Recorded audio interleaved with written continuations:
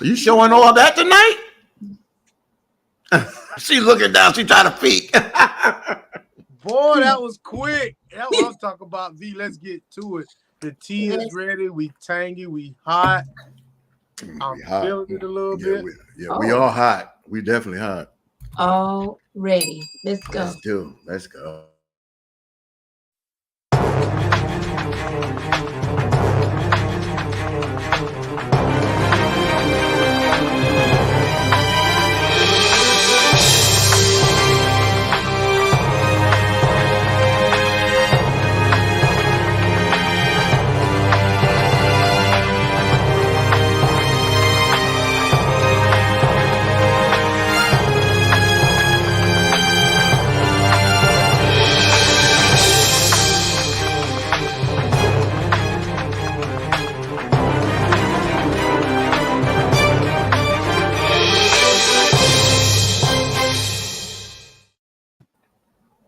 Yo, what's going on?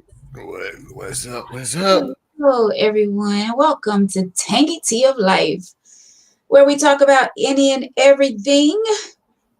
We are back on this Thursday.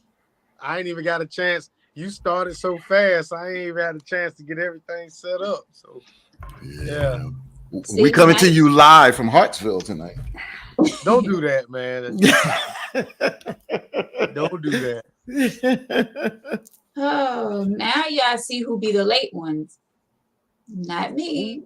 What the hell? Oh, you know what? Start it next time, bro. Start it next time. You start it.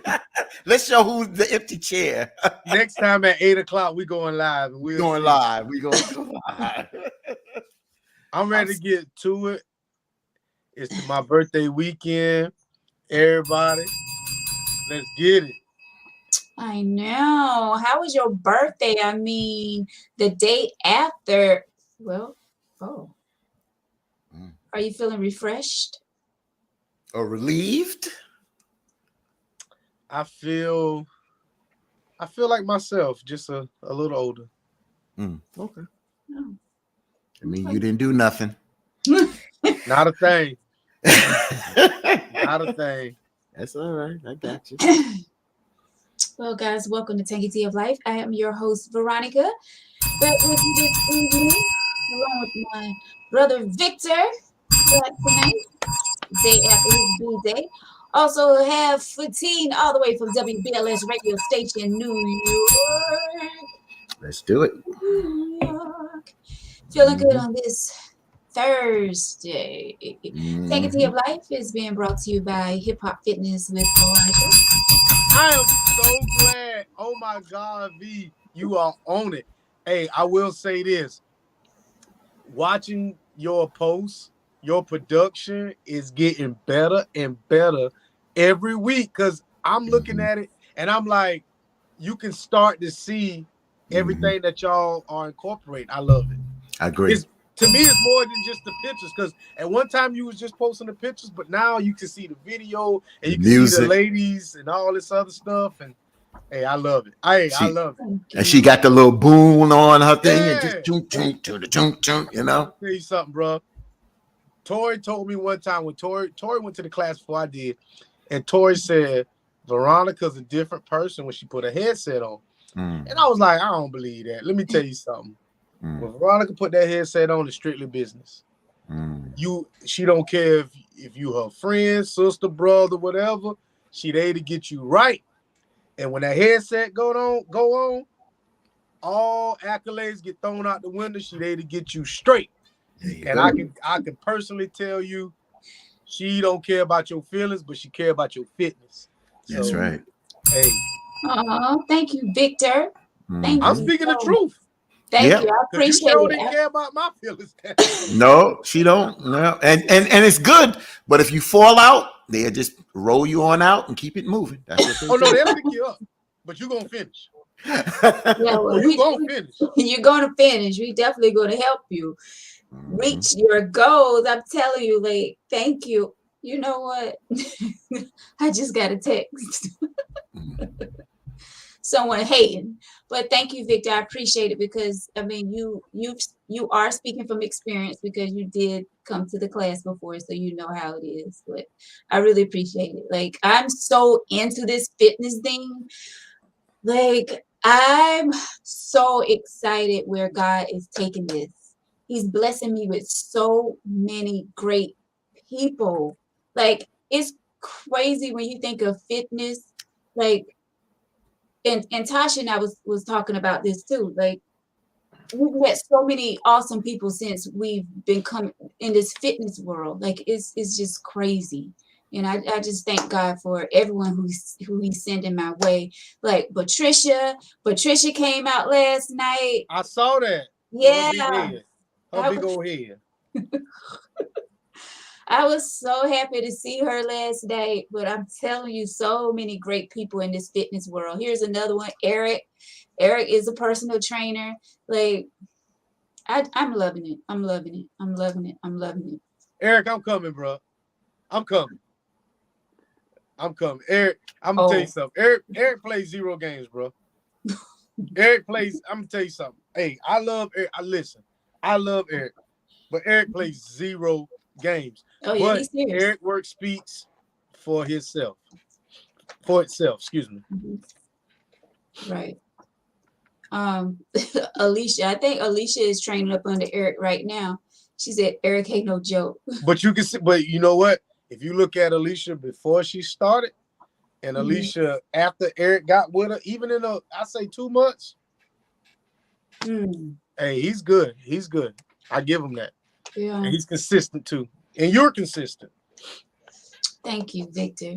We all need to get together. Eric, come on. Let's work our magic. All of us get together and throw a big, we just have this big fitness. Oh, wait, that didn't sound right. I'm listening. Because I can already tell you I ain't coming. Hey, I hope this ain't no shade. I love you. I love Eric and I love Marvin. But Marvin Marvin got a little bit more caring than y'all two. What? Eric, do you hear this? No way. I'm telling you. We care about our people. I know you care. I'm just saying Marvin is a little bit more, hey, da da da da. And y'all are like, hey, I know you can do it. You got it in you, da da da. Y'all show tough love. Patricia, it wasn't that bad, was it, last night? That was Patricia first night. Come on, Patricia. Hey, what you say? You say I care so really? He cares sometimes about your feelings, but I'm gonna tell you something. Eric get on me, and we ain't even nowhere near gym. So I know what he'll say if I'm in his gym. But I'm coming, bro. Real talk. Good. May I'm coming. May. We still waiting on you too, Fatine. I know you are. I just want to update you on something. If you do want me to go with that story, I will. Okay. In the beginning of the show. Okay. Well, once again, guys, Hip Hop Fitness with Veronica, Wednesday night, 7 p.m. Saturday mornings, 9 a.m. VA Gary Gym in Darlington. Come on out. Get yourself right. We have a lot of fun out there, all jokes aside, a lot of fun while working out and burning these calories. So it's time to get serious about our fitness. You guys know that. You see that? Alicia. You see that, V, right there? See, I'm telling you. Thank you, Patricia. Thank you. Thank you. All right, so guys, let's get into it. Fatine, you want to kick us off with a topic? I know. Yeah, I sent something out the other day, and I just sent it out to us. Just curious. I don't even know if I sent it out to Victor. I'm not sure, but it's interesting. Especially those folks here in the South Carolina and North Carolina region. This is one of your football players. If he's still on the team right now, I don't know if he's a free agent. And I'm talking about Cam Newton, the quarterback for the Carolina Panthers. Y'all get on me about wearing a Dallas Cowboy, and I got that. It's cool. I got it. But one of your own down here has made some news. So I'm going to give you what he said and see what you have to say. I've got to. Not you took the glasses off. I had to take the guy. I don't need glasses to read. I don't need glasses to read. That's the crazy thing. NFL quarterback Cam Newton shared some opinions about what he believes to be the role of women in a new interview. During Sunday episode of the $1 Million Worth of Game podcast, Newton, who played on the Patriots last season and is currently a free agent, discussed the upbringing in a strong traditional family. He said, I had a perfect example of what a man was in my life by my father. My parents has been together for 37 years now, and it's a beautiful thing, Newton said. I grew up in a 3-parent household, my mom, my father, and my grandmother, and I knew what a woman was, not a bad bitch, Newton proclaimed. A bad bitch is a person who just, girl, I'm a bad bitch. I'm not doing this. I'm not doing that. I look the part, but I don't act the part, Newton clarified. There's a lot of women who are bad bitches, and I say bitches in a way not to degrade a woman, but just to go off the aesthetic of what they deem is a boss chick, he continued. Now, a woman for me, this is Cam saying, is handling your own, but knowing how to cater to a man's needs, right? And I think a lot of times when you get that aesthetic of I'm a boss bitch, I'm a this, I'm a that. No, baby, but you can't cook. You don't know when to be quiet. You don't know how to allow a man to lead, Newton said. These new comments comes years after Newton received a blowback for belittling a female sports reporter from the Charlotte Observer. So now he's getting blowback. There was a female out there that she kind of responded to that on, I believe it was Fox News. Kayla Nicole, NFL star Travis Kelce's girlfriend, rips Cam Newton over those comments. So I want to go to, of course, that's a man speaking, and 2 men on this show. So we want to go to our host first to get her opinion on it, and then Victor's opinion. Veronica? I mean, the brother feel the way he feel. I mean, I don't think that he really meant harm. It's just that's what he was feeling. And I do feel like some of us talk too much at times, us meaning women. It's how you word things sometimes. And I think how he worded, how he was saying it, that's when people took it the wrong way. But I don't think he meant it the way he said it. I think there is a difference between a bitch and a woman. How he said it? A boss bitch. A boss bitch, meaning that I talk the part, but I can't walk the part. Meaning that I'm a boss. I can look good, but I can't do the wifely duties. I mean, when you sent it to us the other day, I did view the video, but I'm kind of trying to remember all way. And I know you just read it, but I don't know. I mean, I'm not hating on what he said. It may sound a little crazy, but I'm not hating on what he said. He feel the way he feel, and I don't think he meant harm. But I feel like when you're in the public eye like that, and you call women bitchs, or you're stating, because he was on a podcast, and I think I just think it got blown out of proportion. Let me say that. I don't think he meant it the way it came out, if that makes sense. Mm-hmm. And then he said about he was raised with his mother, his father, and his grandmother. Mm-hmm. I don't think he's disrespecting women just to be disrespecting women.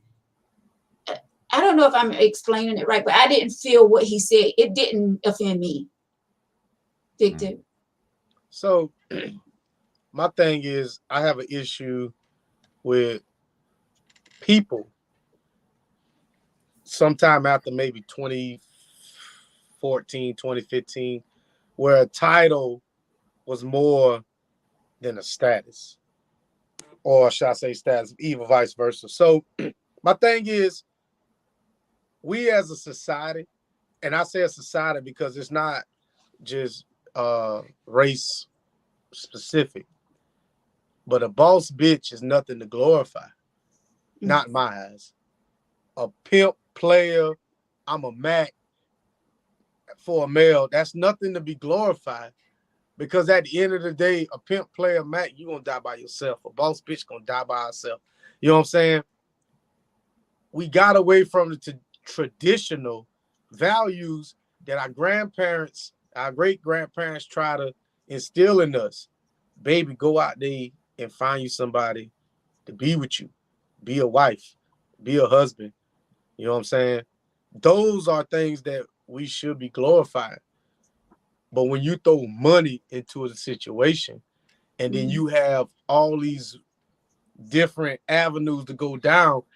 So from a male aspect, when a male get money, let's say if I was to get $1 million right now, there are so many women that would allow me to sleep with them all at the same time. And then that becomes the norm. So what I do is I start bragging to my friends about how I'm sleeping with all these women. But in reality, they really just with me for the money. So now I become somebody who they envy because I got all these chicks.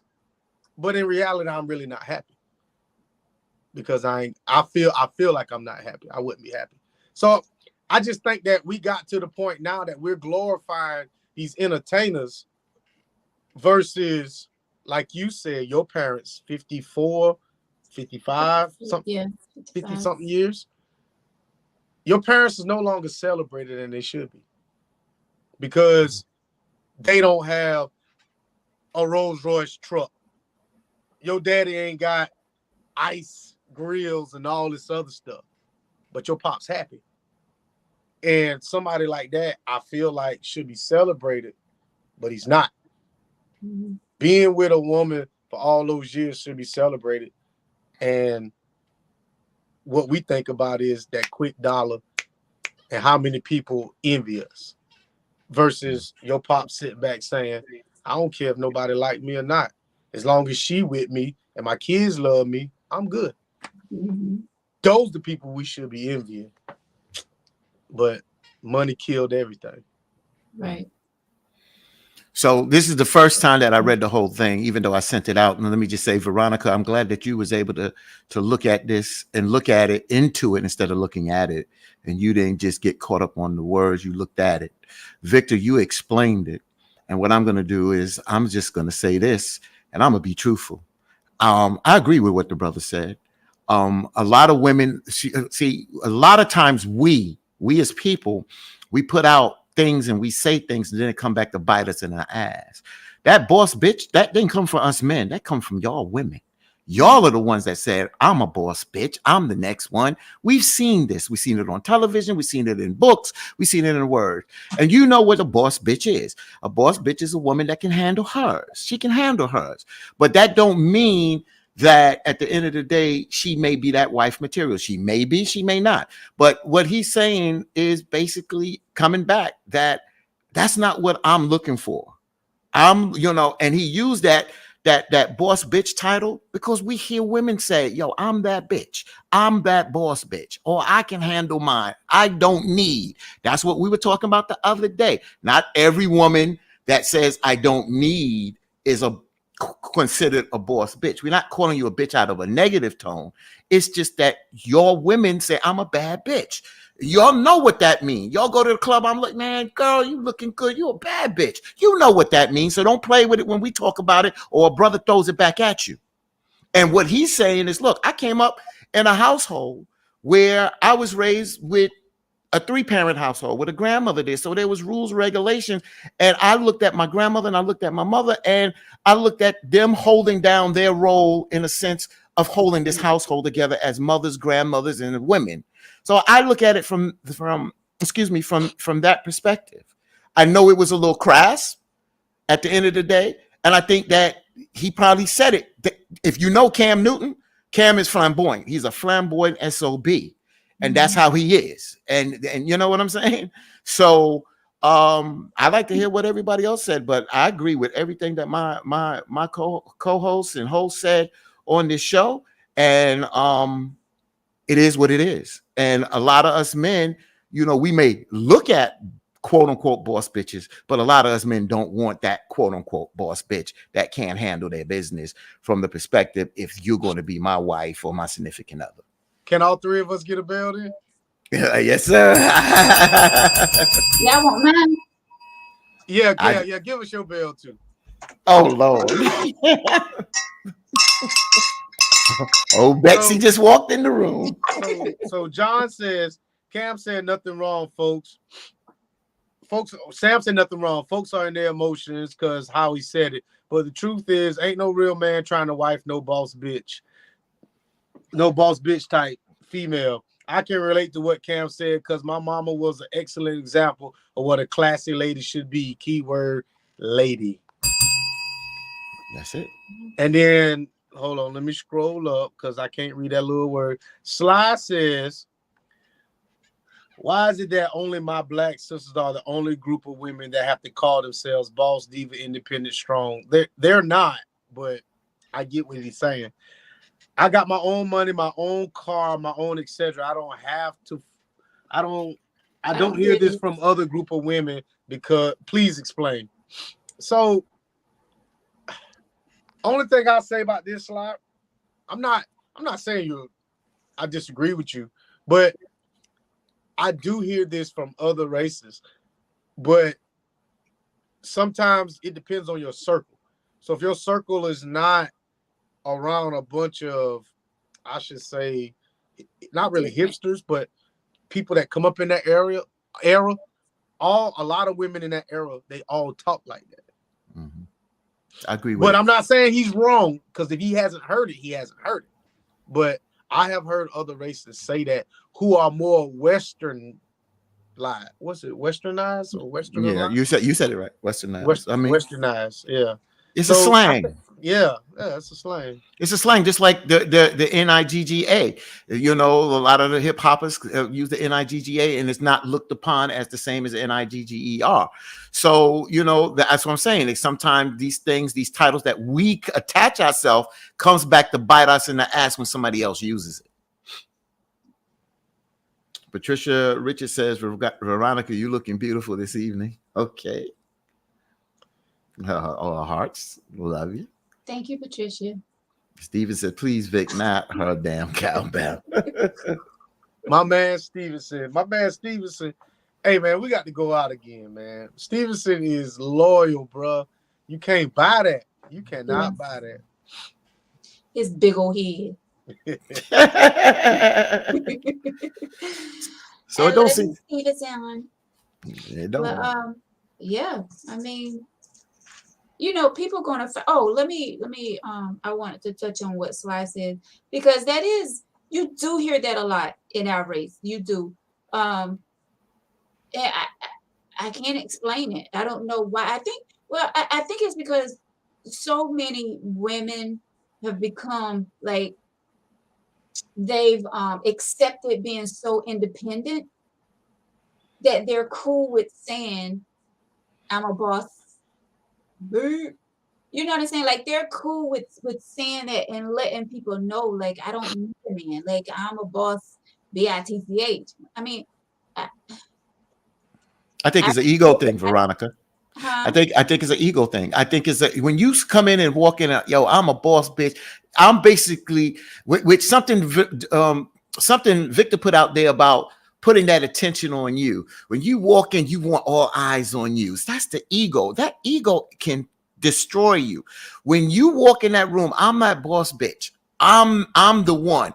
I bring the noise. I got this. I got that. That is a sense of I hate to use the word because envy is not a good word, looking up and patterning yourself after one. Envy is looking up to someone and basically want to be in their place because you honestly are slightly jealous of them. That's what envy is. So I look at it as a negative connotation right there. I look at it as something, it's a negative attribute, not connotation. Negative attribute when you want to say, I'm that boss bitch, because you're putting an attention on you. I got this. I'm that. I'm above these other people. The spotlight is on me. Mm-hmm.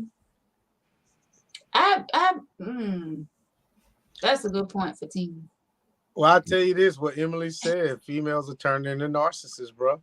That's exactly what it is. Thank you. Emily, you got a bell. But why? Okay, let's go there. So first of all, go ahead, V. Go ahead. Why do y'all think that is from a man's point of view? Do you think you guys have anything to do with that? So before we get into so let me tell you what a narcissist is. So since you put that on it, a narcissist personality disorder, one of several types of personality disorders, is a mental condition which people have an inflated sense of their own importance, a deep need for excessive attention. That's what they're defining a narcissist is. And Fatim said that way before I read this definition. So you want to answer Veronica first? Please. You want me to? Okay, so yes, I think we have contributed to that in somewhat. I think we've all I think, and this is a really deep analysis, and I don't think we want to really break this down here on this show. I think we as a people that have been through so much, since we're talking about us people of color, black folks, brown folks, I just think that we've been through so much at the end of the day that we do want to look good. We do want to feel good. But at the end of the day, we've lost some type of self-respect and try to put us on a scale, and that is that ego, that's that narcissism situation. And yes, to answer your question, I think we kind of contributed because as men, we put attention on women that has that appeal, has that has that fine car, that comes in dressed very well. They have their own money, this, that, and the other. We glorify that. We glorify it. The question is, a lot of us men that get that type of woman, we don't want that woman to remain like that. So to answer your question, yes, we have contributed to that. You see that right there, bro? Sounds more like insecurities, like you're trying to convince everybody else and yourself, crew. So what about this one? V, I don't know about this one now. I don't know. Women should be seen and not heard. You don't have to run your mouth and brag about accomplishments to light up a room. That's that first part is kind of I get it, but we all equal. It's 2022. I feel like at one point in time, the woman was so far back here, and the black woman was way back there. The last row. So now we all on the same playing field. CEO, whatever the accolades you want to have, that a male has, a woman, no matter what her race is, can have. But the seen not heard, that's some old people stuff. So I want to break that down. I'm gonna break that down, Brittany, into yesterday and today. Victor, honestly, I'm just gonna add a little bit because Victor hit it right on the head. So back in the day when it was talked about seen but not heard, it was a situation where it was a control situation. It was a control situation where majority of the times men controlled the narrative, they controlled the room, and a woman had a place. And her place was to be seen but not heard. That's what Victor's talking about. Now I feel that what Brittany may be saying is a lot of women are accomplished women, and their accomplishment speaks for themselves.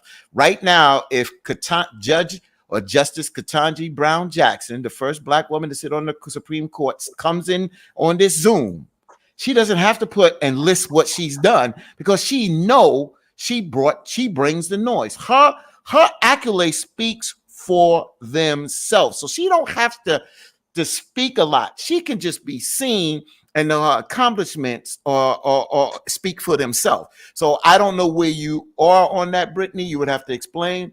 But I do understand what Victor's saying, and then I understand where a lot of women are accomplished today, and they don't have to come in the room and start doing this to bring self-respect and their accomplishments to the table. So she's saying, so I think she's explaining it to you. When I said seen and not heard, I don't have to be loud and doing the absolute most while out for a man to notice me. So correct. I agree. And she says, and you nailed what I meant for team. So I'm gonna say this. I've been around some women, and I've been around her, and I get what she's saying, because a woman's essence and their aura can command the room, and she doesn't have to say anything. Mm-hmm. So I get what she's saying, and V, you kind of the same way. You don't expose yourself, but when you're in a room, people know you there. You know what I'm saying? You might not realize people know you there, but people know you there because of how you carry yourself. Mm-hmm. And I think for a lot of men who are looking for a mate versus someone to just procreate with, we pick up on that. That, damn, she over there with the bubble head and all that, but she ain't got a tail out. She dressed nice, she smelled good, she coordinating. You know what I'm saying? She's, she ain't got no exuberant makeup, if that's what you like or don't like. And you tend to stand out more just by your aura. And a lot of us men can pick up on that. Oh, Victor. Oh, I forgot you don't like when I say that. So Emily says, in order to be a power couple, a woman and a man should be accomplished. It should be noticed as in you and not on you. So my thing is, what is a power couple? And is that a goal? Mm-hmm. Some people that is a goal. But to me, what's a power couple? Because I remember people at one point in time was down in certain professions. But I just want to know, what's a power couple? Well, just to give you an example, with a power couple, I'm just going to use not a fantasy, but a fiction. But you understand. So you go back to the Cosby Show, and where the Huxtables, they are a power couple. You got a doctor, you got a lawyer, they got the children, they got the house, they accomplished, they don't, they have money. That's a power couple from the standards of society, meaning that they went to school, they have the degrees, and they are accomplished in what they do. But there are other varieties of power couples where, and you mentioned this, Victor, before, that men or woman could make a lot of money and they come together. That could be a power couple because they work as a unit, even though one may have that career and the other one may be more of a homemaker. But I do understand what Emily is saying, that, and I said this before, that people tend to date in their arena. And when you start to date outside of arenas, it sometimes or usually don't work. So I think, and I get, bro, I agree with you. The Huxtables was the epitome of a power couple, Dr. Lloyd.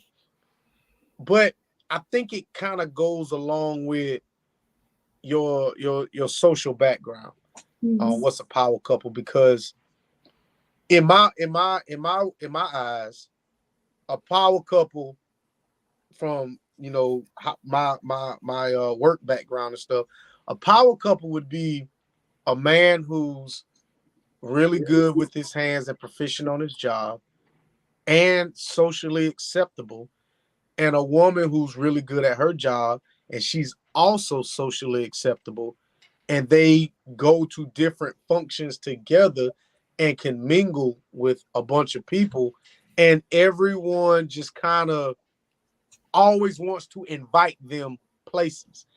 To me, a power couple has nothing to do with finances. It has to be more or less a social thing versus a money thing. Could I ask you a question? Go ahead. Can I ask you a question? So maybe I'm using as an example because I could understand what you're saying as a social thing, but I think how we looked at it in a society, I can name, and I'll give it. Jay-Z and Beyonce, power couple, can't deny it. Kanye and Kim Kardashian, even though they're not together, power couple. You know what I'm saying? And when you talk about people that are socially, they usually still have some type of status, accomplished status in life, that even though you want them to be around you socially, they still accomplished. Artists, musician, they accomplished, meaning that they don't really have to want for anything on earth. That's why I kind of put it together with social and financial. I don't see a power couple where they're living paycheck to paycheck. I don't think anybody would call that a power couple, no matter if they are prestigious in the community by being looked upon as being social. I don't think people look at them being a power couple living check to check. So a power couple, the chances of Beyonce or Jay-Z, Kim and Kanye coming to something that I attend, it is what it is. They're not going to happen. But on our level, just me, just scanning Florence, Terry Alexander and Starlee Alexander would be a power couple in my eyes, because they're both accomplished. They're both local. Starlee has her insurance business. Terry's a preacher. To me, that's a power couple. I like that.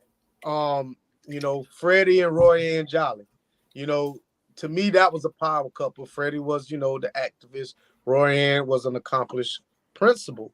And to get them to your event, people would come. So speaking about Kim and Kanye, that's way outside of my league. You know what I'm saying? But, speaking of more. Those are good examples. Those are great examples that you just gave. I think those are. No, but that's not just you. That's real power in your community. But I think my parents are a power couple. Okay. Why do you say that? Because they've been together forever.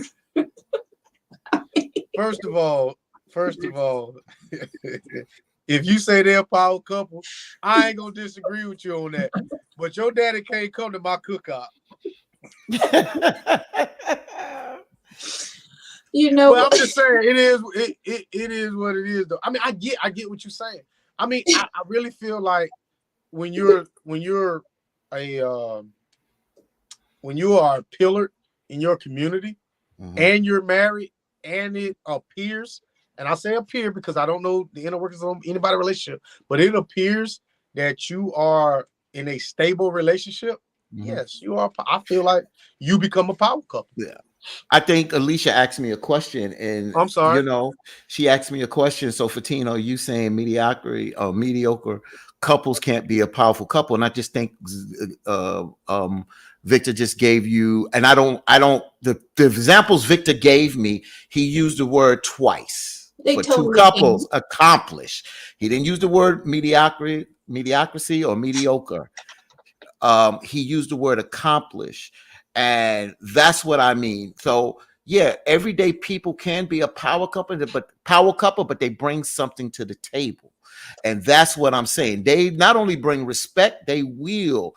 You understand what I'm saying? And they have influence. They have influence. They may not be making $1 million, but you know what? There's something going down with this restaurant around the corner. You know what? Let me call the state senator. I got the state senator right here. You understand what I'm saying? That's a power couple. That's where I mean that you can get things done. You can move things, but you don't have to be millionaires. I just gave an example of an extreme, but I'm glad that Victor brought it back down and say, hey, we got power couples around amongst us that maybe not millionaires, but they're movers and shakers. That's the better word for me. A mover and a shaker can be a power couple.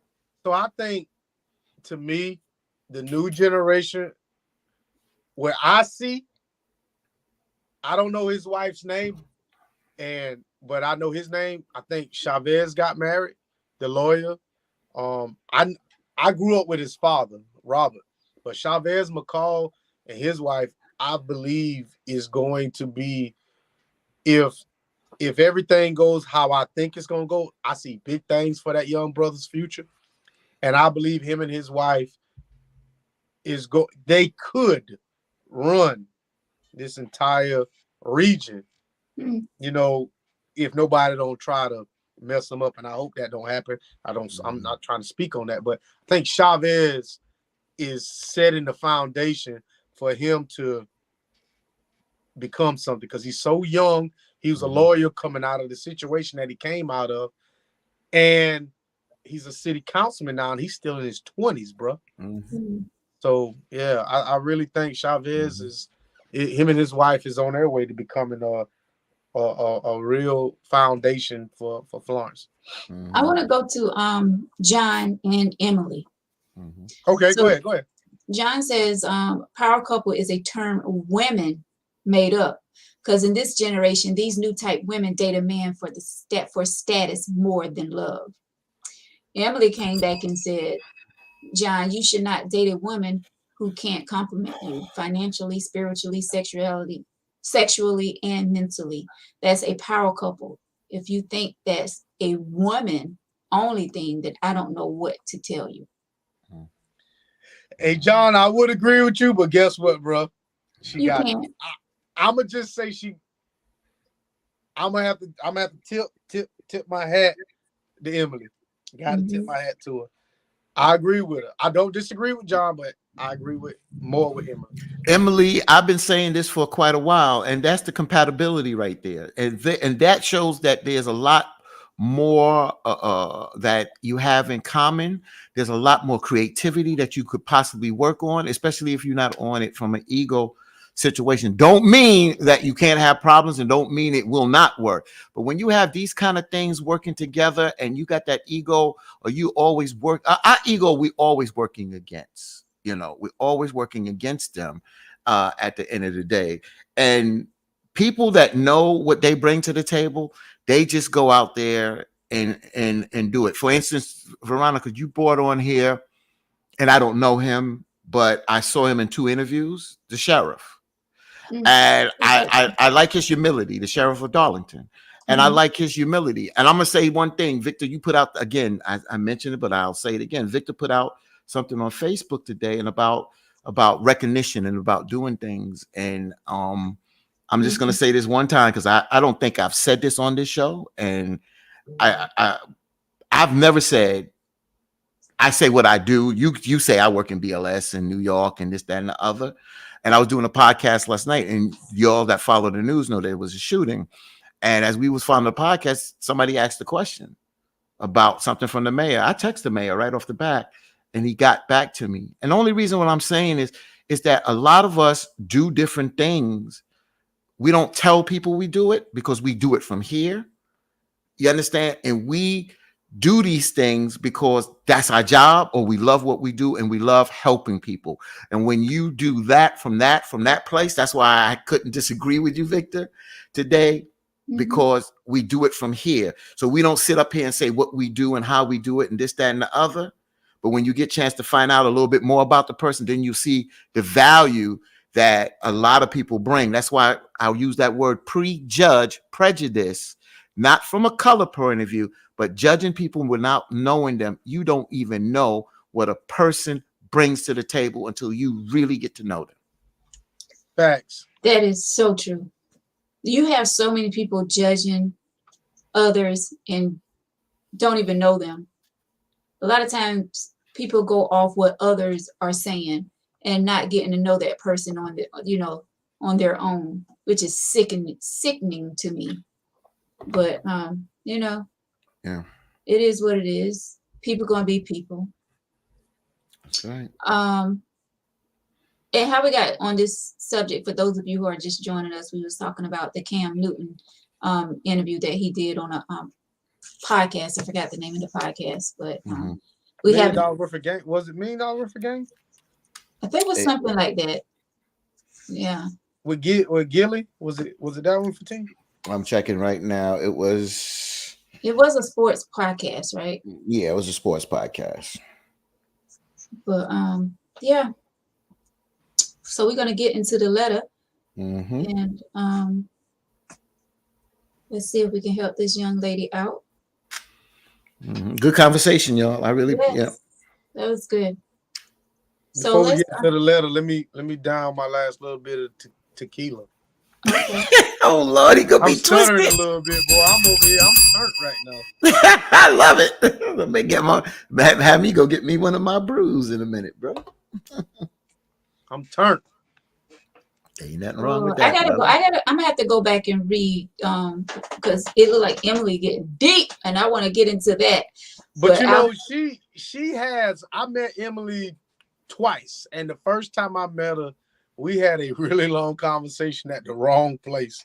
But she is a really deep individual, and she has a really good spirit about her. Can you put that comment? Didn't put the comment. Which one? Which one? This one? Which one? Which one? Veronica. Said, but guess what? Because I think her and John still going back and forth, if I'm not mistaken. So, but guess what? I always think I have a right mind. I always think I give a nurturing spirit. I always think that I can take care of myself. However, I get the ish end of the stick. My bring to the table is not value. It's like men are inferior of everything they are inferior in a woman. Ask for in a woman. Emily, I mean, bell before you talk. Yeah, all I'm gonna say is I agree with what you said. I never met Emily in person, but you know, she's saying, "Oh, I have." Okay. Yeah. She's saying some things right on point, and I'll tell you. Somebody said this to me the other day. I was asking a woman what they look for in a man, and they said, "I look for intelligence." And I'll tell you this: a lot of us men look for that in a woman that can converse and have good conversation. That is so attractive. It's so attractive. That's why I keep saying it's not just the physical beauty. It's more than that. It's more than that. So what hit me on the head with her, what touched my soul with what she said was, she says, I always think I have a right mind. I always think I have a nurturing spirit.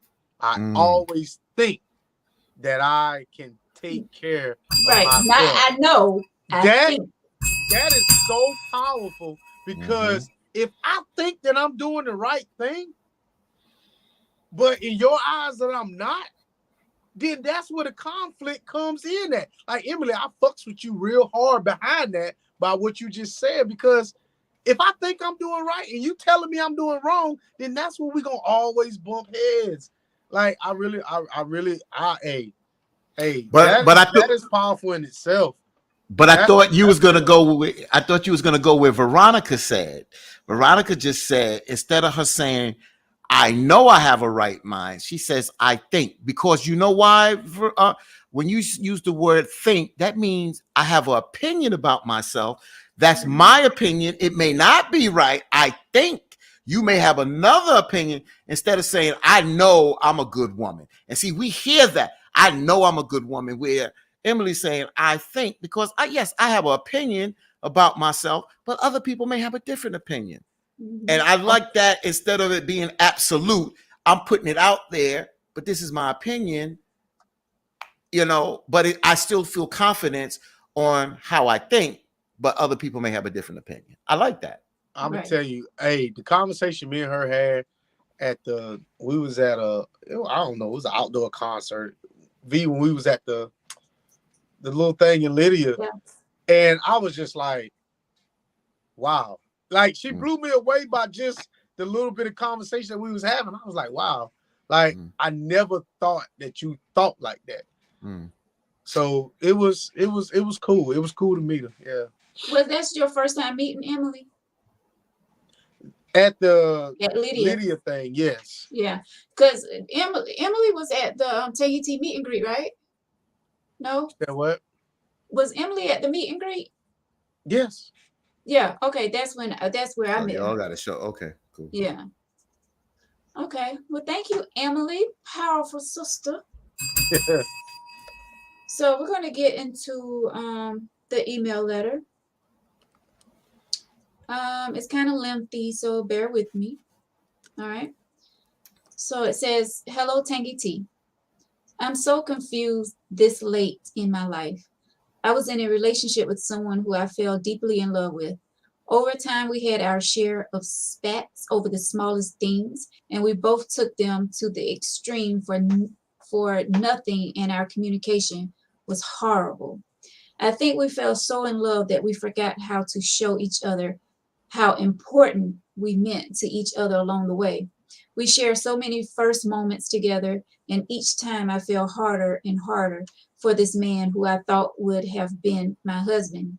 As time passed, I felt like he lost respect for me as his mate because I didn't share the same aspirations and ideas as he did. I still supported him even if I didn't agree. I had my own goals and aspirations I wanted to achieve. To say less, things ended in a very ugly way on his part. But I still love this man with all my heart. But a man won't change unless he changes for himself. It's sad that a man it's sad that a man will let a good helpmate slash wife fall by the wayside because he's too stubborn and getting bad advice from others who's going who's going home to lay next to someone they wouldn't let go for nothing in the world, no matter what advice they were given. Women really need to feel valued and loved inside the home because any achievements that's being made, it will reflect us both.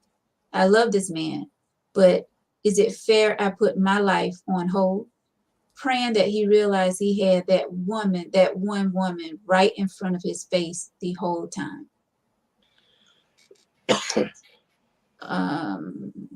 Is it fair I put my life on hold?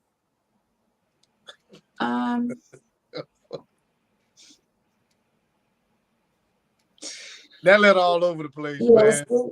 it's all over the place. I was in a relationship with someone felt deep in love with, or we had our share of spats over the smallest things, and when we both took them to the extreme for nothing, and our communication was horrible. Okay, let's start there. I always say on this show that communication is so important. Oh, could be Stevenson. Could be.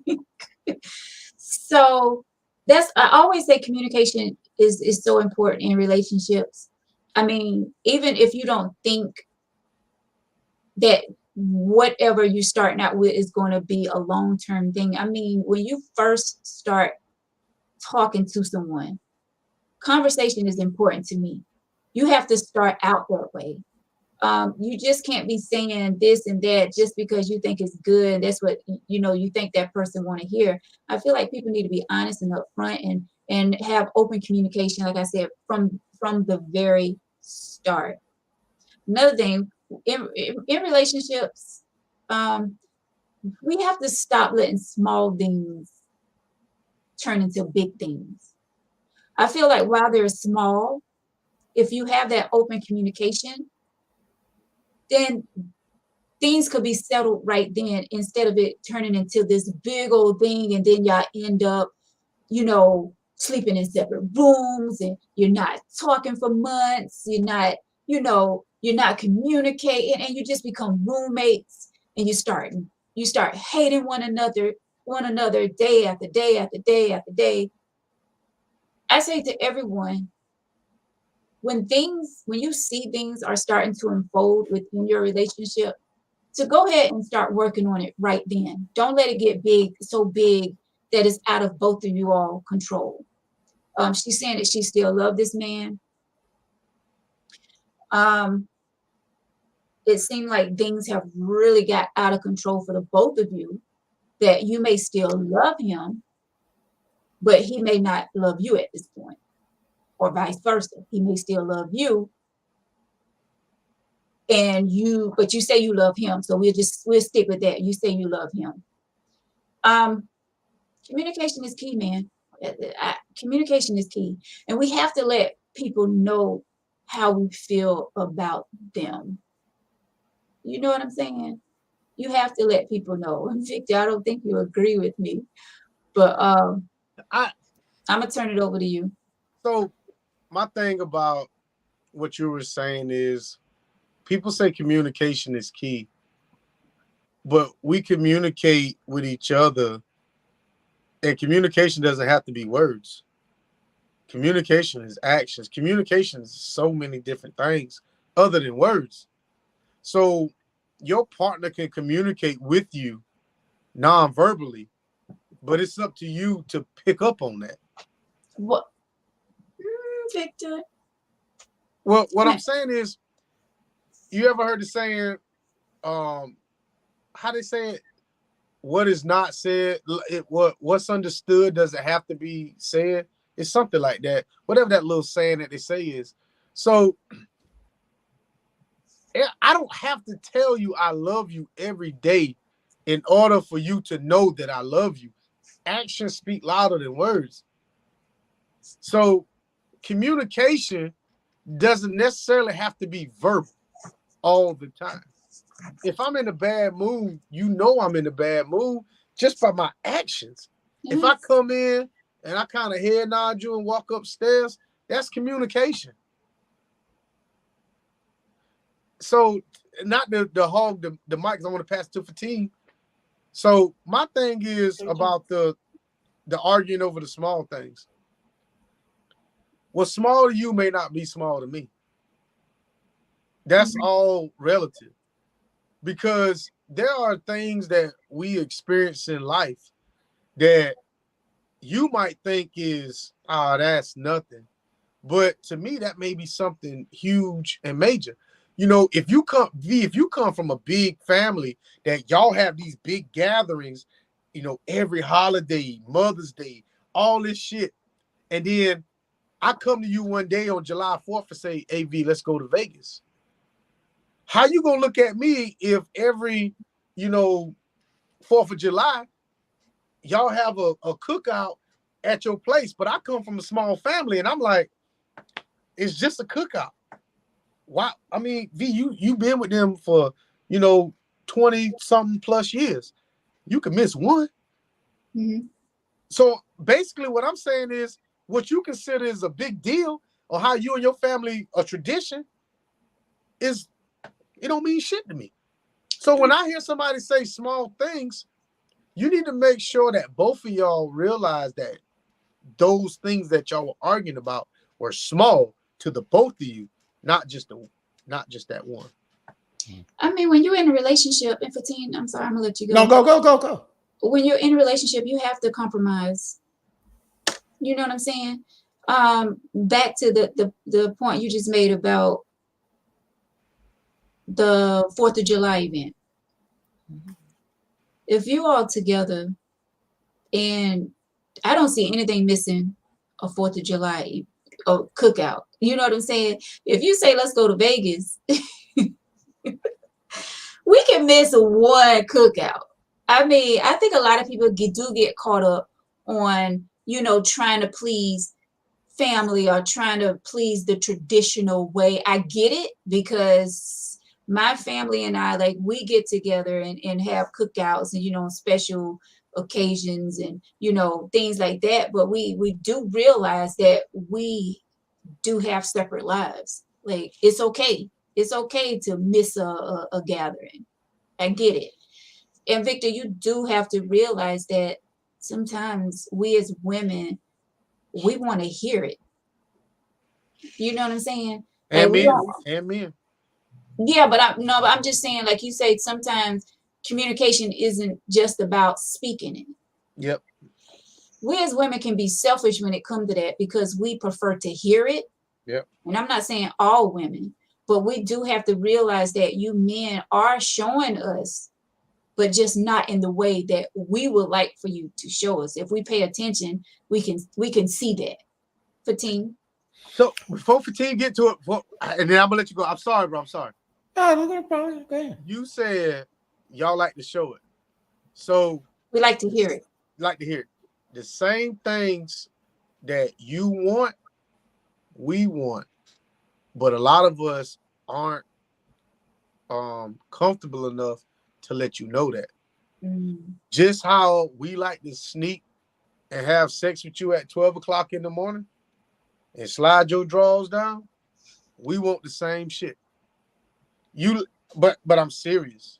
Like how, even though a man may say, girl, don't do that, how we come up and hug you when you just standing there doing nothing, we like the same shit. We may not, whatever, but we still like that shit. Yeah. So just make sure that the same thing that you want, you reciprocate to your partner, because it can't be one-sided. Yeah, because that's when it ain't right. So. Right. And the reason why I'm cool with this, because we learn things on this show, and one of the things about learning things is that Veronica, I'm glad that you did say, and then I'm glad, Victor, you came back. And the reason why I was patient, because when you start to worry about yourself, if I started speaking, then those points that you want to make might have gotten lost. And that was a good conversation. So it didn't break up. I do have a quick question for you, Veronica, before I give you my opinion. I appreciate that, John.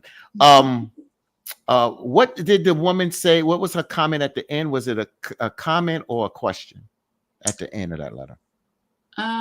She says women really need to feel valued and loved inside the home, because any achievements that's being made, it will reflect us both. I love this man, but is it fair I put my life on hold?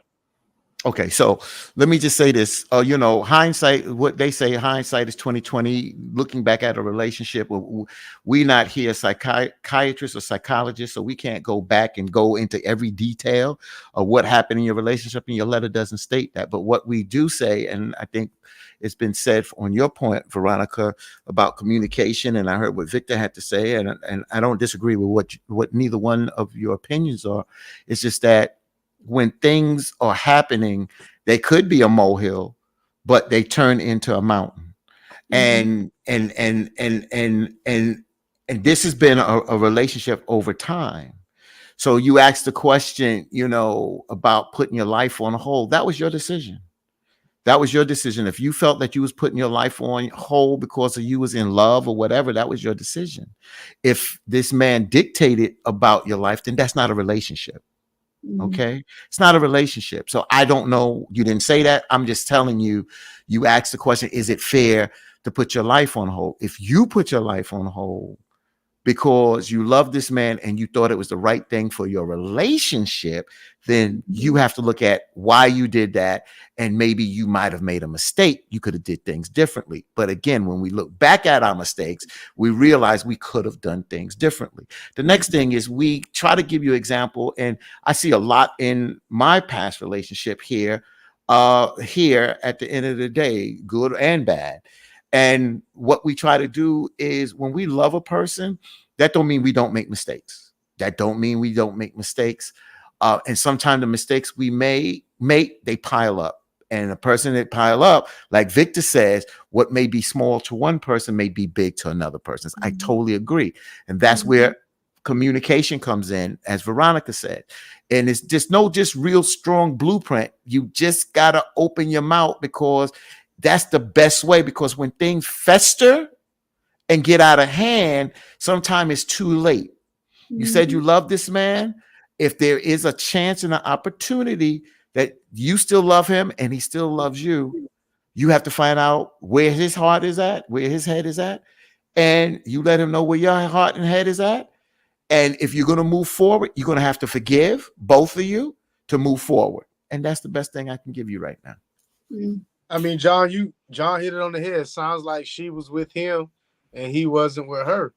At a certain point. So, I mean, the thing about the accomplishments, if you accomplish something and your mate doesn't even recognize it, that's a big deal, bro.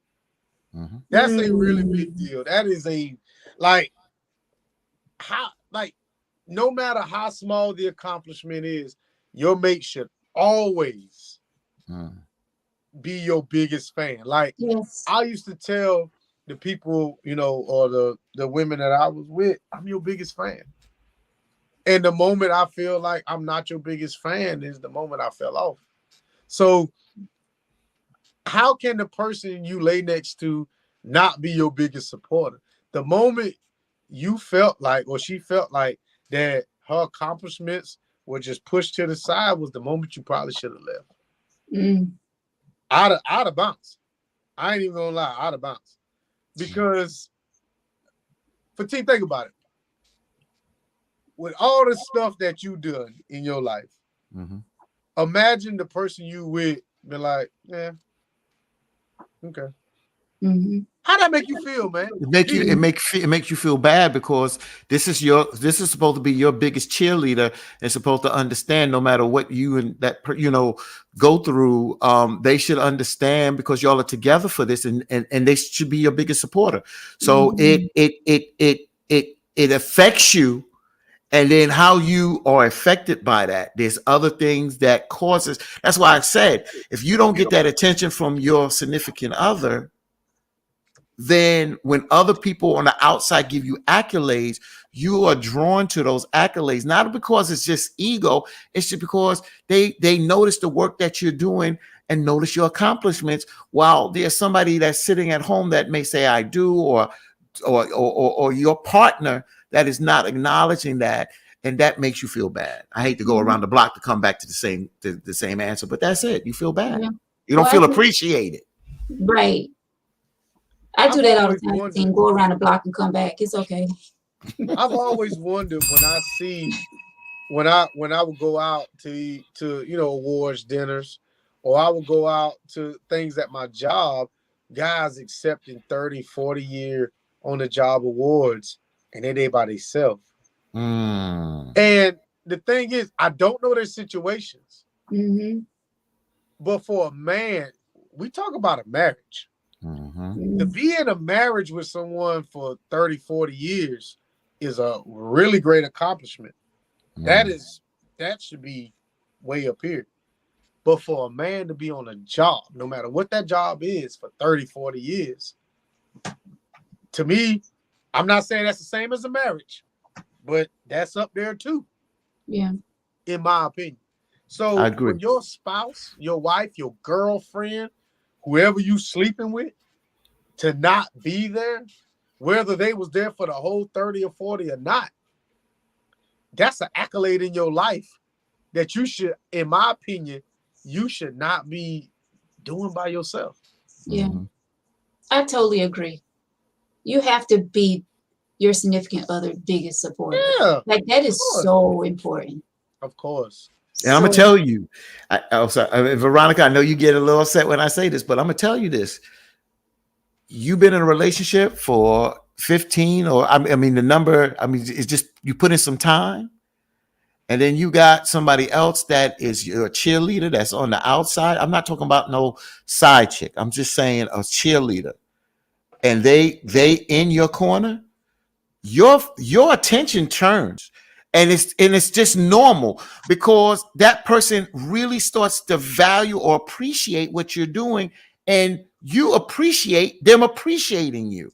And when the other person that's supposed to show that appreciation doesn't, it dulls the relationship, and it makes you put your attention on the other person, however that attention may be. It may not move into anything, but trust me, a lot of times they do. So Tasha, I was trying to find her comment so I we can got it up there. My big screen. So, good Lord, I just had this conversation with my husband. My mom was a housewife, so my mom constantly had us, her kids, all the time. No one was really babysitting us. Jason went to his grandparents' house all the time. I'm like my mom. My kids stay in my possession 95% of the time. He taught me it's okay to let his parents watch the kids, but I was taught I'm mom and I'm responsible for the kids. So the way families do things sometimes comes to play, like Victor White said. with the cookouts and all that other Mhm. stuff. So could Natasha? So first of all, I can't tell you how to be a mom, so I won't say that because I can't tell you that. I commend you that you are a mom that is responsible and you're not pushing your kids on. But my opinion, and my opinion don't mean crap to you, I don't think it's healthy that you don't get a breather and get away from the kids if it's something that deals with your husband, if there is someone that you trust and they don't feel like you're putting the kids off on them. If your mother-in-law is willing to watch the children, to give you a little break, you're not being less than a mom if you do that occasionally, and it allows you and your mate, husband, or to have some me time. I'm just my advice to you. But I applaud you for being the type of moms you are. But give yourself a little space where you can breathe, because your kids go in a little space probably and want to breathe too. But I can totally agree with what she's saying, because I've been there. Like, I felt like I'm the mother. I should be watching my child. Like I feel where she's going with that. Oh yeah, that's why I said I got to be very careful on that. But I love my kids, and I was there and being there. But it's times where they went to family house because we had things to do. But is it really putting your life on hold if you are making decisions to promote the sex success of the relationship? Wait, put that back. She says, but is it really putting your life on hold if you are making decisions to promote the success of the relationship? Mm-hmm. So Bree, that's why I said that's where she has to look back. And I said, if she put her life on hold and that was her decision because she felt that was the best thing for their relationship, I agree. That's why I said that. But if she put her life on hold because he dictated that to her, well, I don't want you to do this, I want you to do this because you the wife and this, that, and the other, that's dictatorship, and then that's wrong. So that is wrong. Yeah. So we are not saying she's wrong for putting her life on hold. We're saying the reasons why. If she chose to do it as a unit, that was her decision or their decision. If she was dictated to do that, then I hate to say this, but that was wrong.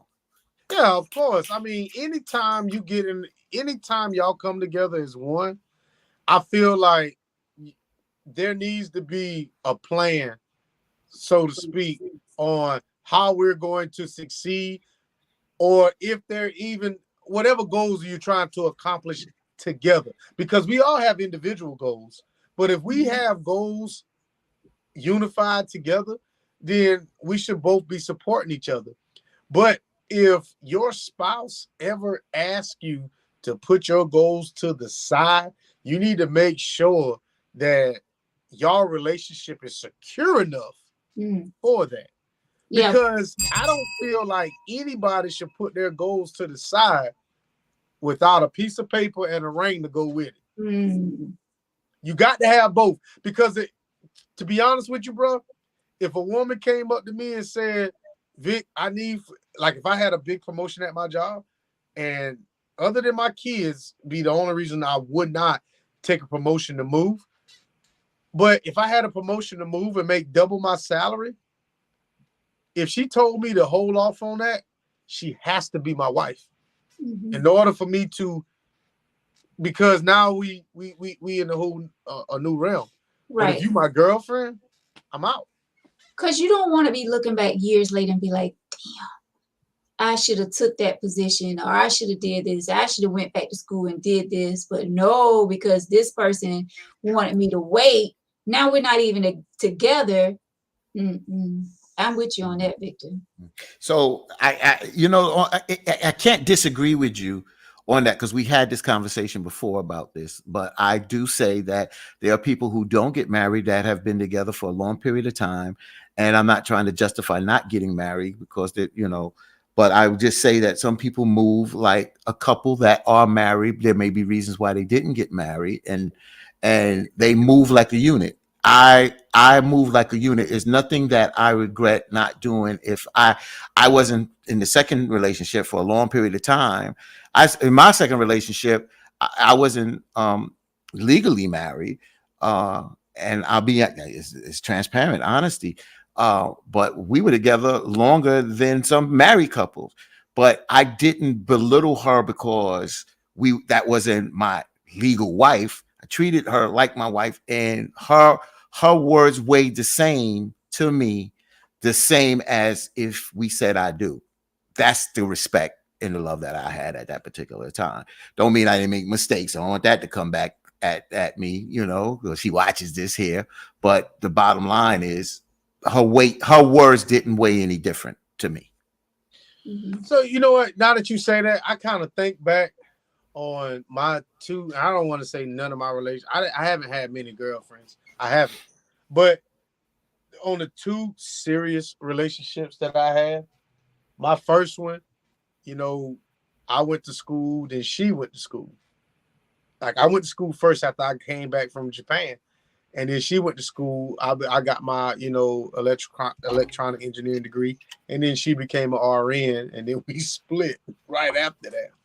Mm-hmm. But that was our goals. And then once we both met our goals, we just said peace out, I guess. But my second relationship was a little different because we both were kind of independent. And then when we came together, we both was kind of accomplishing things at the same time. But it was a little different because we were both accomplishing things within the same company. So to me, I don't know if it was really an accomplishment, but we both was kind of elevating. And, we would celebrate or we would say, good job or whatever. But it really wasn't like it was a big to-do versus a graduation of a degree, so to speak. Right. So I don't know, man. When it comes down to celebrating accomplishments, it's like, well, if you want to celebrate, we can. But if you're not really hyping it up, then it is what it is. Yeah. Veronica, can you put Emily's comment? Because I don't see the whole thing on mine. This one? It says, I only see a little bit of it. I see it says, and it's good that women are talking to women. We are women. We don't have to be employees, wives, or friends. We are mothers at birth. However, we need a break from being everything society wants us to be. And that's what I was saying. But I like when other women talk to other women because there is more empathy from another woman to another woman saying, you all need a break. And you're not looked at less than a woman when you are doing your job as a mother to your children. It's nothing wrong with taking a break. You should not feel bad about that. Yeah. Well, see, I told you she keep it real though. She keep it real. Yeah. Got to give it to her. I think it's within us. Some of us. You know what I'm saying? Like we have to realize that it's not just something that we just be like, okay, I'm going to let my mom keep my child. I'm going to let this person keep my, like, it's something that we have to grow into, if that makes sense. You know what I'm saying? Like some of us prefer to have our own kids without dropping them off or, to their grandparents' house or whatever. Can you explain? Because you mentioned that, Veronica, and for us to only understand why you say that, why do you say? Because I look forward to go to my friend's house. I look forward to go to my aunt's house with my cousins. And if my mother would have held on to me like that, I would have rebelled. I'm gonna tell you, as I got a little older, I would have rebelled. Well, and I think it's I do believe that is how we were raised. Like I was raised, my parents were very strict. We didn't go to cousin's house and spend the night, friend's house. We weren't allowed to have sleepovers. And I raised my son the same way. I didn't let him go over his friend's house or, I'll let him go like to his uncle's house, my brother, and have a sleepover with my nephews or whatever like that. But as far as like friends' houses, I wasn't having that. And I think because things are so different now from when we were coming up. I mean, people are crazy, and I know things been going on back then as well, but things are much crazier now. And I preferred to have him in my eyesight. Now that he's 17, I mean, of course, he's all about his little own freedom or whatever. But it's hard to swing from the chandeliers when you got little pitter-patter feet running through the house. I'm gonna send them little nigglets out the house. I'm gonna tell you something. When I get my kids, as soon as they tell me, "Well, Daddy, I got to sleep over. What time you going?" Come on. I just wasn't. I wasn't that parent, and like I said, because my parents wasn't those parents. I raised my child the same way, and you know, he think I'm strict. Even to this day, he still. It's got to be a mama thing, because I'm gonna tell you right now, my son could tell me, "Daddy, I got to sleep over on the moon. They need some gas money. What?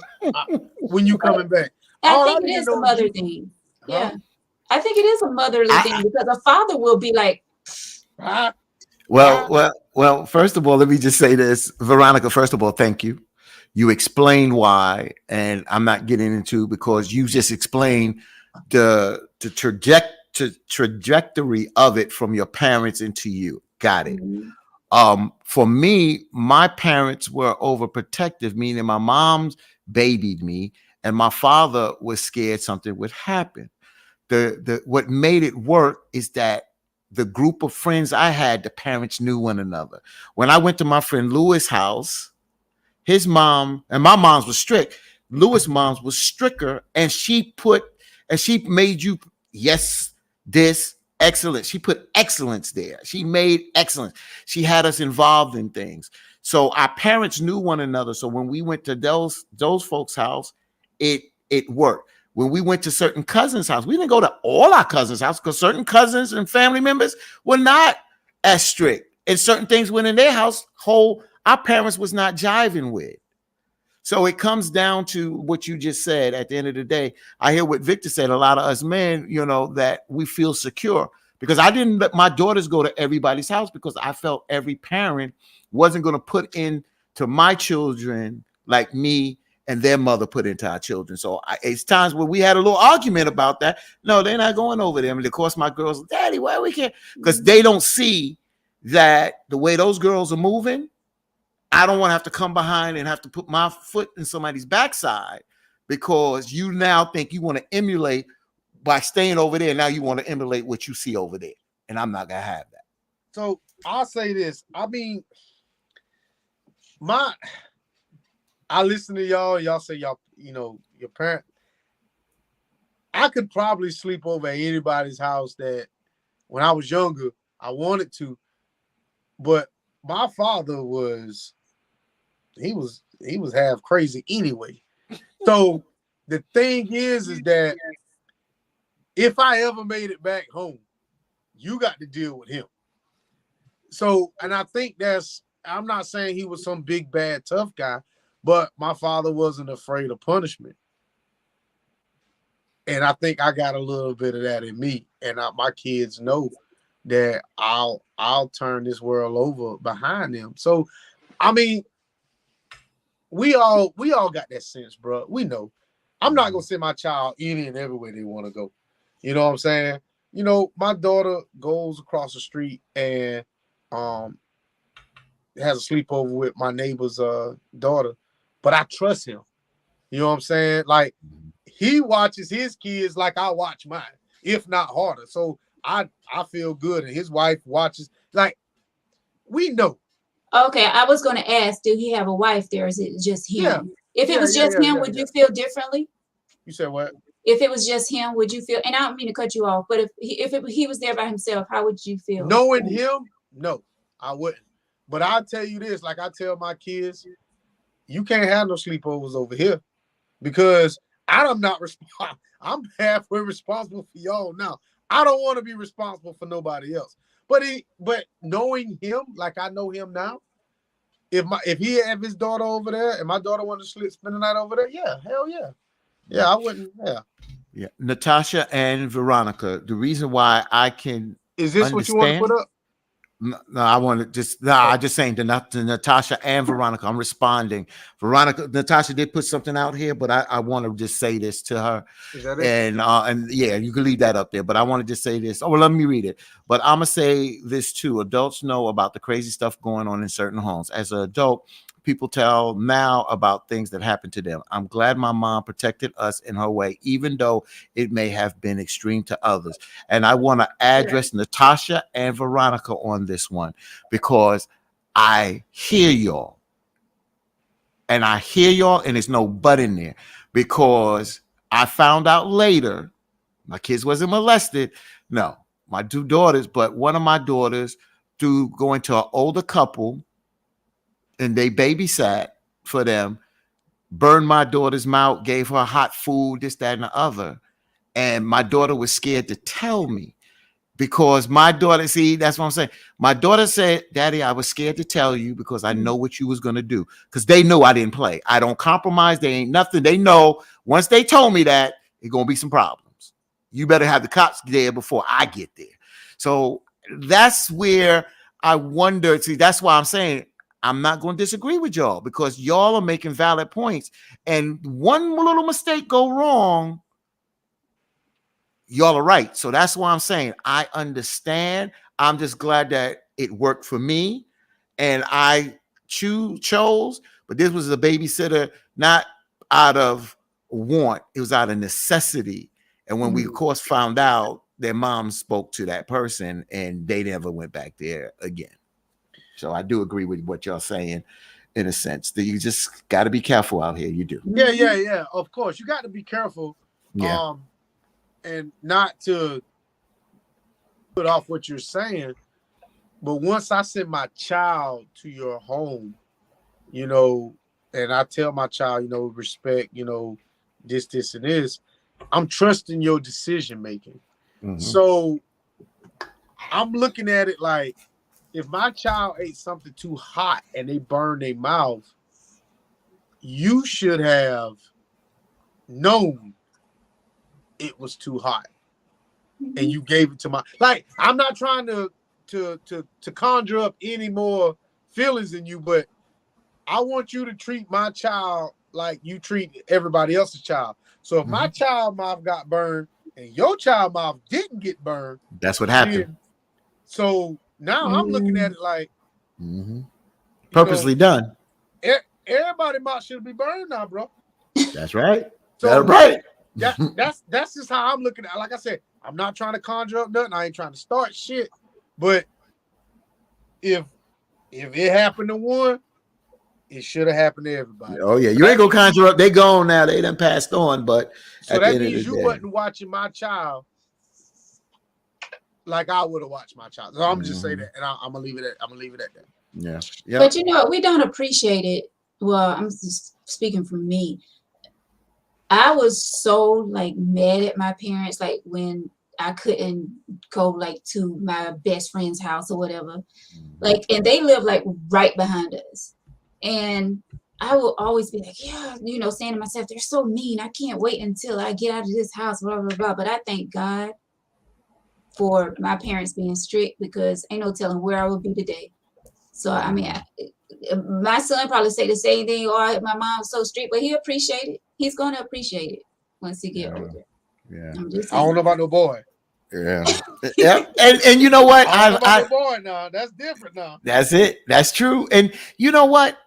Again, I'm older than y'all. So, and when I say I'm older than y'all, and my parents, again, from the South, Orangeburg and Darlington, Florence, they didn't play. But for us in school in New York, and it may be different now, but in the 70s, a lot of us in the 4th and 5th grade went home for lunch. And sometimes I didn't go home for lunch. I went to my friend's house. So a lot of us governed ourselves. We were like young adults that governed ourselves, even though we were young, but we governed ourselves and we knew things. I remember we was at a pizza shop and we were in there dancing. I never forget the song, Dancing Machine by the Jackson 5. And my mother walks by. Hey, and she looks in there and she sees me. She walks in. She said, "What you doing here?" I said, "I'm out for pizza." Now, the thing is, my father gave me money to eat. So she knew that I was going out to eat. She surveyed the place. She saw it was nothing but kids our age. And she just told me, be careful and so and so. But they knew what we were doing. And see, when you got that kind of relationship and your parents begin to trust you and you trust your parents, it can work better. But there's always room for error. So we always got to be careful. I can trust my son, but can I trust these people out here in this world? Right. That's the thing. So it's safe to say, lady, in this letter, we can't help you, but thank you for writing in. God's John, just trying to end the show real quick. I can't stand him. John, we can't help her. We can't help her. He's not trying to end the show. He just saying we be off topics like real quick. You already know, John. We can help her, but we're gonna help at the end.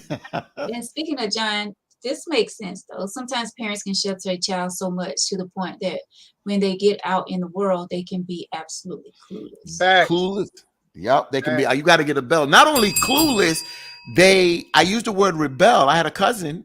Now I'm not going to name. Once he got out, next thing I know, cutting class, drinking beer.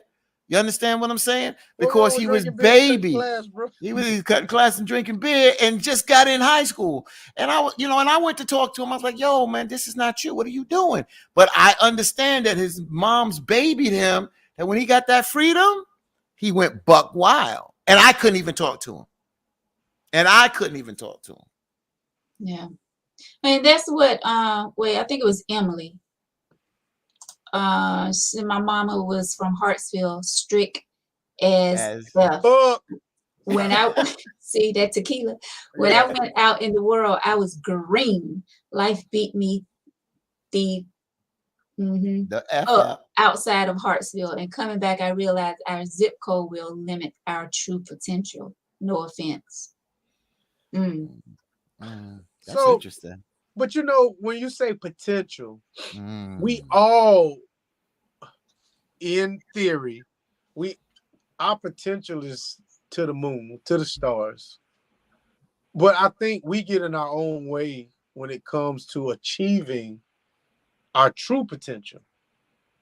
Because if you think about it, us three could have all been lawyers, doctors, neuroscientists, astronauts.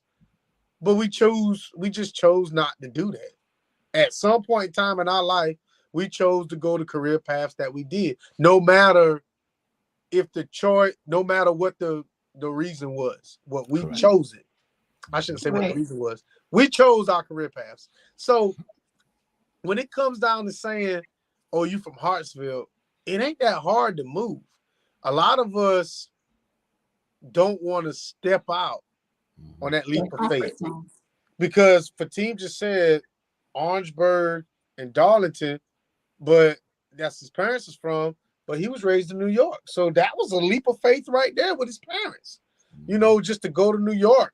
And we all know that New York, the market in New York, your opportunities just,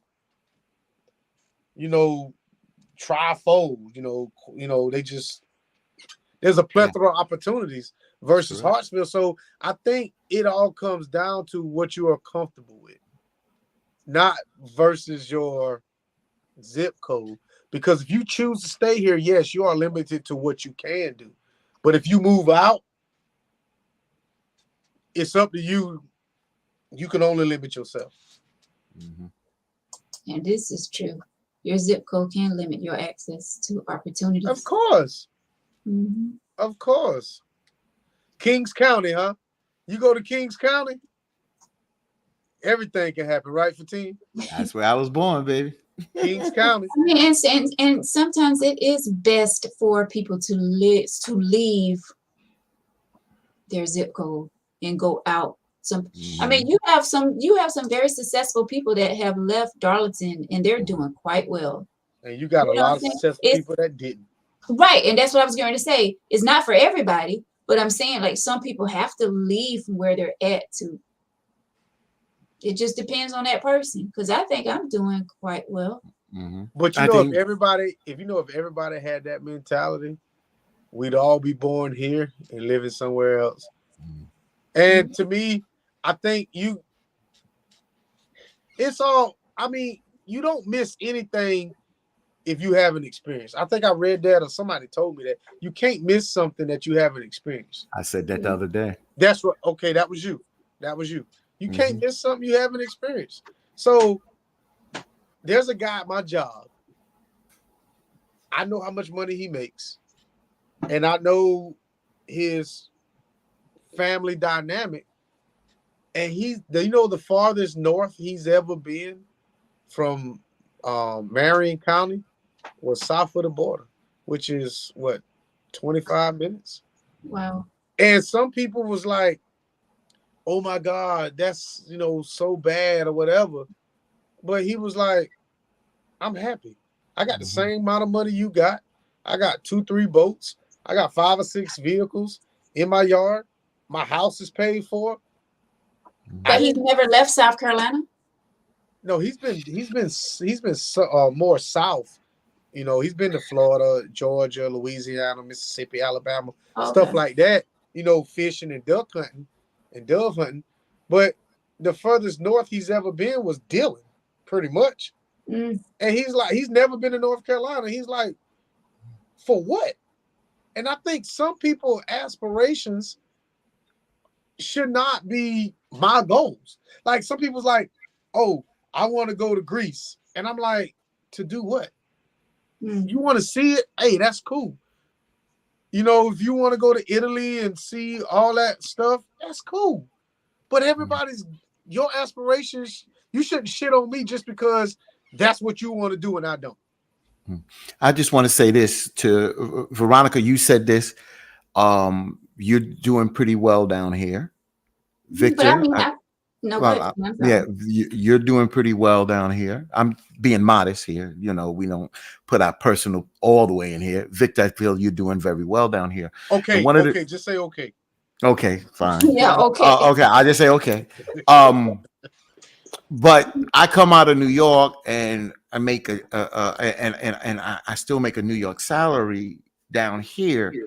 The thing that was a humbling experience and brought tears to my eyes was to come down here in the summer and walk by family members and other people sitting on their porches and being happy and content.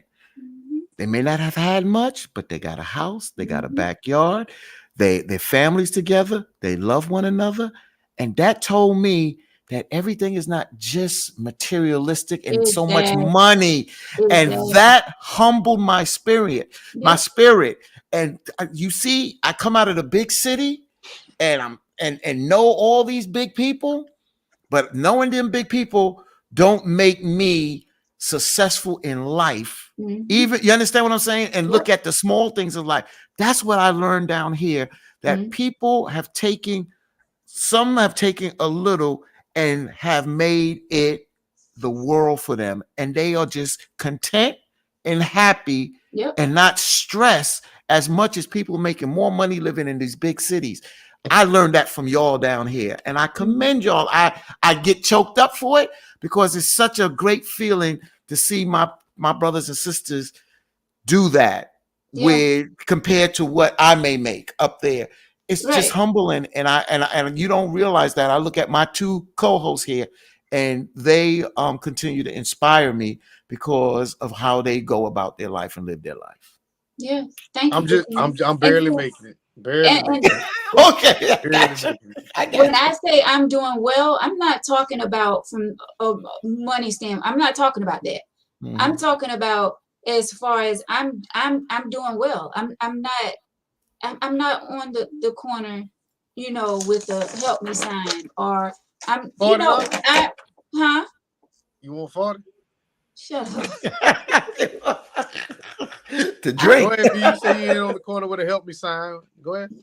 Yeah, I'm just saying, like, it's not about money when I say I'm doing well. I'm living well. I'm blessed. God has blessed me tremendously. Just the little things is what I'm talking about. Show how God blessed me. I'm not tired of you coming up from the bottom. At least you got one. You got 3 children out of that. Why? It worked for what it needed to work. You gotta hold it with your. Why you? Because she's a magician, she'll make it disappear. Yeah. Keep that sucker warm. Woo. Oh man. Yeah, but I mean, that was good for team. I just tell yeah. y'all the truth, man. You know, I do feel like people in the South are more humble. I mean, I ain't knocking no one up north or whatever. I'm just saying we are very humble people. Some of us, you know. Yeah. Some of us. But you know, I'm gonna tell you this, man. People in the South, I will say this. People in the South, they shit on people up north. I don't know why, but when I hear that term, when I hear somebody say the term Yankee, it just does something to me. Like I really, even though my mother's from up north, it really does something to me because I'm like, well, what you really want to say? I'm not saying that they, you know, I just feel like when I hear that, do you know them damn Yankees is coming down here? And it's like, that was a term that was used during the Confederate and the Unions in the Civil War. So I'm looking at it like, well, what you really want to say, bro? Like, but I ain't want to go there. I know why, because a lot of people from New York, either they made it bigger or they pretend to make it bigger, and then when they came down here, they talk grand, and when they talk grand, they don't realize they hurt. They by their talking grand put other people down, and other people are the same on them. They may not be making the same, they may not be living as extravagance, but at the end of the day, they made them feel less than, and people don't like to feel less than because they're not less than. So John says some, but there's some folk around here that act like their shit don't stink. Sugar honey iced tea. That's what. Oh, excuse me. Sugar honey iced tea. That's what he did say. That's a drink. Sugar iced tea don't stink. You know, and I do know. You know, John, it's amazing. Things have changed. Things have changed. You got a lot more of the folks down here that have went to college. They have seen more things, and you know, things are shared more. So it's a mindset now, and you do have a more mingling of people from up north. For instance, I give you an example. You know, one of the reasons somebody said to me today, "Why don't I move to Atlanta?" My main job has a hub in Atlanta, and the reason why I said I wouldn't go to Atlanta because Atlanta is a mutt. Atlanta has so many people from around the country, especially New York is coming down there.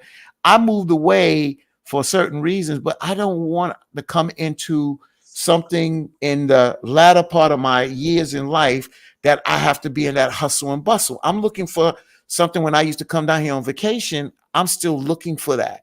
And to me, I don't want to go from one city to another city and then be in another city where people are pretending to be from the city that I just came from. So that means I'm around a lot of fake people. I don't want to be around. And see, and that's the thing. I don't know why people don't understand. Like, you can be on top 1 minute and in the bottom the next. That's right. Stop acting like you all that and you can't fall down. Come on. That's right. That's like when people get positions and you see that their attitude and the way they act towards you changes. Come on now, the same way you got that position, it can be taken away from you as well. Humble yourself. Humble yourself. Humble yourself. And Emily says, I work one job from home and I'm blessed, period. Right. And that's when I said, I don't have to make a lot of money to feel blessed. You know, it's not about money. It's the little things. Fatim, where do you think you will possibly retire in there? South Carolina or New York? The majority, it'll probably be South Carolina. It won't be New York. New York is still a pipeline to continue my work, but the transition to get out of New York, that was a goal of mine, to move to the South, because I can accomplish more in a short period of time, getting a house down here compared to a house up in New York. And what I'm looking to do, this would be the place. Real talk, man. We glad to have you, bro. Thank you, bro. Glad I met some good folks. Yes. We argue sometime, but that's love. And you light skin, so yeah, that's it. I'm light skin, man. But does this conversation come full circle back to the boss bitch aesthetic? It does, but it doesn't. Because we were saying that being a boss chick was being glorified and people wanted to aspire to be that characteristic, or so to speak. But yeah, not really, but we get what you're saying. We're talking about accomplishments versus just carrying that accolade as a boss. BITCH. Stevenson says, coming from born and raised in Haiti, I am truly blessed, and I give all the glory to God and my dad for not forgetting about me. Stevenson, I want to say one thing to you, my brother, and I'll say this to all people. You know, I don't know how many of you guys, you know, I bring up Roots and these movies that show the South and these slavery movies, this, that, and the other. But there was one movie called Sankofa. And the reason why I bring that movie up, and the reason I say that to you, Stevenson, since you said you come from Haiti, is that you got to realize that a lot of us that came out of Africa that was dropped off or at different coasts and different places, you got to realize that we had a lot of those folks that came to the Gully Islands, came to South Carolina, were from these places. And Sankofa shows you a black person that is from South Carolina or brought here with that Southern drawl. And then you hear somebody with the dialect from the Caribbean islands. And that's the first time I ever saw a slave movie that put us all together, that showed how we are all related, and it shows our connection. And sometimes we tend to forget that because some people may come from Jamaica, some come from Haiti, and they tend to look at Americans, especially Southern blacks, in a different light. So that's why I brought that up, and I'm glad that you said that. Stevenson on that. You know, we all have a lot of similar experiences, and when we realize we are brothers and sisters like that, we tend to respect one another, and we can move together like that. We can move as a unit. Right. There you go. You see, Stevenson. Yep. Cheryl says, I'm from New York, but I would never want to live there again. I visit all the time, but I'll be ready to get back home. I hear you, Cheryl. I don't think I could live in this. Now, I did at one point. I'm not even going to lie. That still runs through my head sometimes about moving to Charlotte. But I don't see myself as a big city girl. Like, I'm so used to the country life and things moving slower. Like, it's just that fast-paced stuff. I'm like Charlotte. I may visit, but living. My cousin down here, my cousin that was born and raised in Brooklyn, knew the streets, into gangs up there, and had the respect in the streets, taught me the streets. I mean, female cousin, and she's up in New York now, and she says she can't wait to get back down here because now she enjoys that slower pace of life. She says that she can't get with New York anymore. For me, I just came back from New York. New York is always going to be in my blood. And I'm a New Yorker and I can move like that. It's just that I don't want to move like that on a consistent basis. And when I did live in New York, I lived closer to Long Island. So when I came home, my home setting was similar to the South. You understand? I mean, it was quiet. I didn't have a store in the corner. I didn't have people, kids in and out. Yeah. So, right. So I didn't live like that. So that kind of living, when I had to go to the grocery store, I went to BJ's or went to the big box stores like you got Walmart down here. So it was a similar type of living that kind of weaned me into this. So this is not a culture shock for me down here. And by still working in New York and still going back and forth to New York, I still feel I have the best of both worlds. So that's where Cheryl get that damn attitude from. She's a New Yorker, okay? Yeah, you didn't know that? I know she was from New York. No, I did not know. She said it many times. I didn't pay. Okay, all right. Is Emily commenting behind someone, or she put that comment up? She put that comment up. The meek shall inherit the earth. Mm-hmm. She says the meek shall inherit the earth. At this point, we no longer should be humbled about it. We deserve it. We deserve it all. We are the meek. We have been humble. Now it's time to speak and claim it. If I got to dim my light to make you feel some type of way, then F you, Don Julio speaking, no offense. And that's what I had in my cup. She drinking the same thing, huh? Well, she's probably got some Don Julio, but I always drank the 70th edition. But yeah. That's a good thing that she says. It made me, think of we coming up on tomorrow's Good Friday. For those that you do upon, and Easter Sunday and watching the 10 Commandments the last Saturday night. I wonder, when she talk about the meek will inherit the earth, I wonder if that comes to pass. I wonder how the meek will operate. I just wonder. Oh Lord, Fatine, you put sugar in your grits. I've been raised on sugar in my grits till I was about 3. Till I was about 3 years old, and I don't put sugar in my grits today, but I can. Ugh. What about you drink sweet tea? Yeah, I could drink sweet tea, but I don't drink a lot of it. But sweet tea and lemonade. Lemonade was my favorite drink. When I came down here, I drank more sweet tea, but lemonade was my thing. My mom's made great lemonade. But no, I don't put sugar in my grits. I can do it, but I don't do it. Oh, Jason says he does too. That is Jason, we done. I'm unfriending you right now. Let me go ahead and unfriend Jason. Get me some. So let me guess. So that means Jason probably put sugar in his spaghetti. I put a little to take the twang off, like when you're doing the tomato sauce. I put a little bit of sugar to take the twang. That's about it. While I'm cooking the tomato sauce. Yeah, but you know what that twang is, ain't it? What's the twang? Woo! That have you fooled though. That have you fool in love. Wait, right? Patrice, they might eat cream of wheat. That used to be some. I think I tried cream of wheat once. I put ranch dressing on my rice. Well, that's like eating salad and rice and gravy.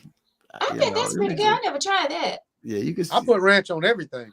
So I heard people do that too. They put ranch on pizza, on everything they eat. Spaghetti. Pizza and ranch, chicken bog and ranch, salad.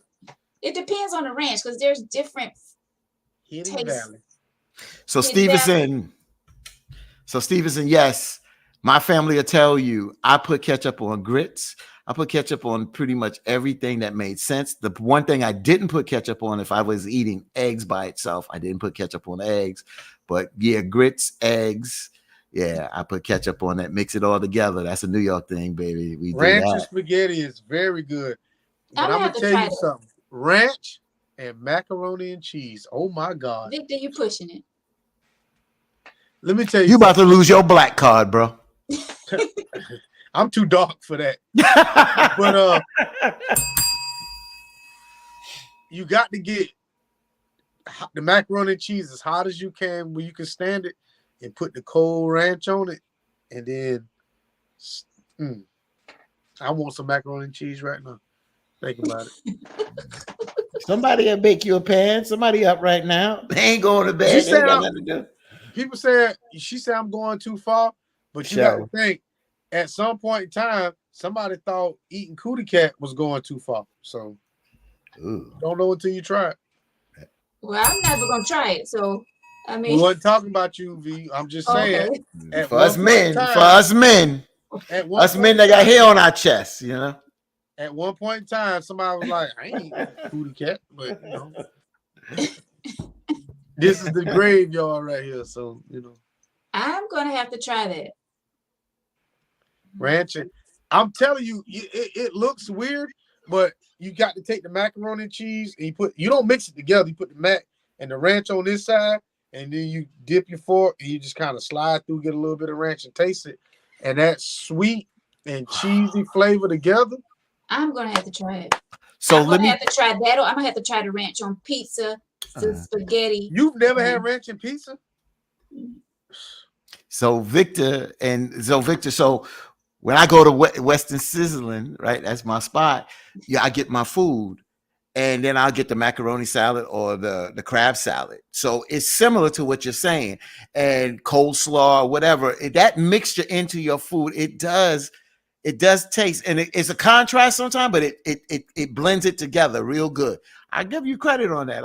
I'm not gonna get the ranch, but I do macaroni salad and stuff like that, potato salad. Yeah, if you got pulled pork, if you got pulled pork, no, I ain't got that. A hot pulled pork sandwich, and you put some coleslaw on it, that hot and cold together. Ooh. When I used to eat barbecue like that, I would put coleslaw on my barbecue. Yeah. It's something about that hot and cold together. Yeah. It's 10 o'clock. Yep, time to wrap it up. All right, thank y'all so much. Oh, final thoughts on the letter? Ranch and pizza is the best, preferably meat pizza. So I'm gonna tell you this, Fatine. Do me a favor. Yes, sir. Go to Walmart and buy you a Tombstone 4-meat pizza. About $3-4. Cook it at 400 degrees for exactly 20 minutes. Do not preheat the oven. Put it in the oven for 20 minutes. And then when it comes out, cut it. Get some Hidden Valley Ranch. Put it on the pizza. And then post what you think it tastes like. Okay. Got it. We're going tonight. I'm good tonight, but I'm going out in the morning. Tombstone pizza. I got it. I got everything. I love the movie Tombstone, so I got it. Tombstone Hidden Valley Ranch. I'm a grocery shopper. I've been doing shopping for my family since I was 11. So I'm telling you, it's ain't up about $4, or you can go to Food Line and get them 3 for $10. Got it. And I won't preheat, and I got a timer on my oven. 20 minutes. Soon 20 minutes. You put it in the oven, put it on 400. 20 minutes. 20 minutes. I got it. That's it. Yeah, eat that for Vic, because Victor can't eat that right now. He's on a strict diet, and he can't eat anything like this until May 15th. And you can't eat no cootie cat till May 15th neither. So send it over this way, bro.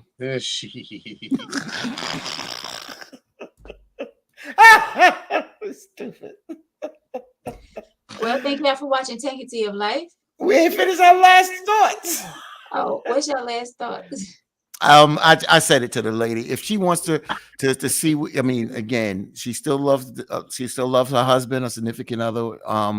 That, you know, I hate to sound like we a broken record, but you need to find out where he's at, and if there's any kind of rekindling this marriage, be honest with each other, and looking back, learn from that. Don't live in the past, because if you live in the past, you can't move forward. And if you can't forgive, then it's over. And if you're not on the same page, it's over.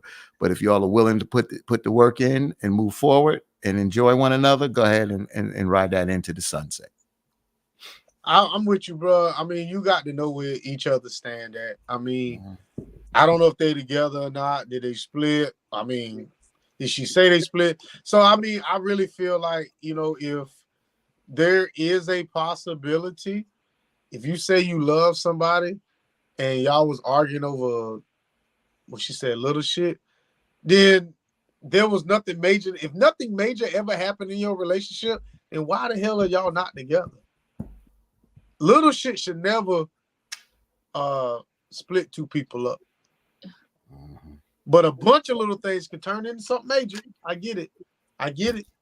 But little things should never split two people up. Mm-hmm. So, and the something about communication. So, yeah.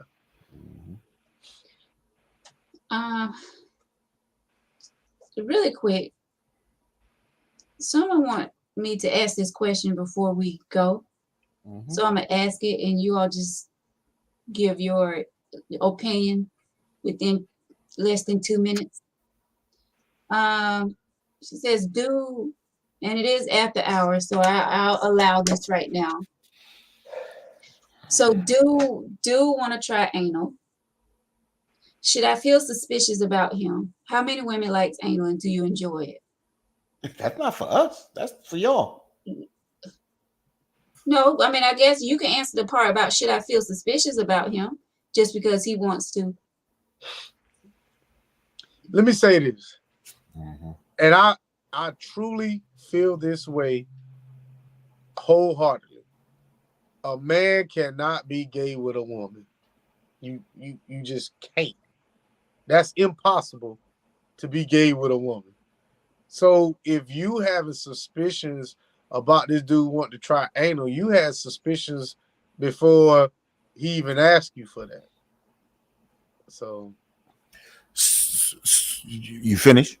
yeah.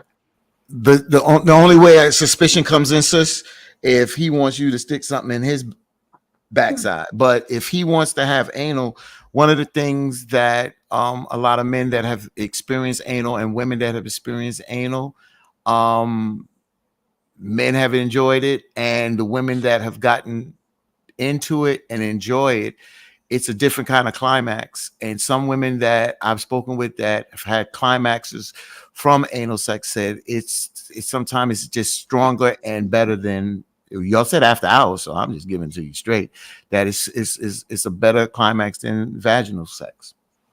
Y'all said after hours. I give it. Look, I use the right word. I will say this: if a woman let me run up in her tail, I look at her differently, not in a bad way.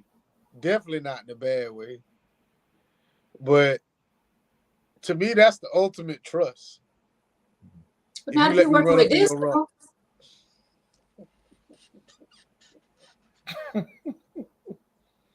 Well, that helps him. That helps out in Right. the back because it's a little tighter in the back, so that'll work in the back.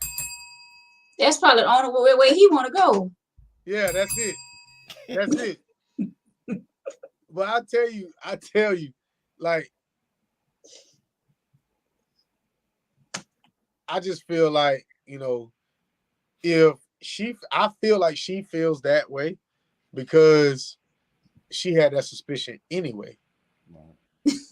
But to me, that's a part of sex.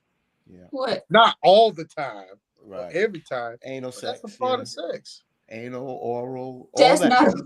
Yeah, yes, it is.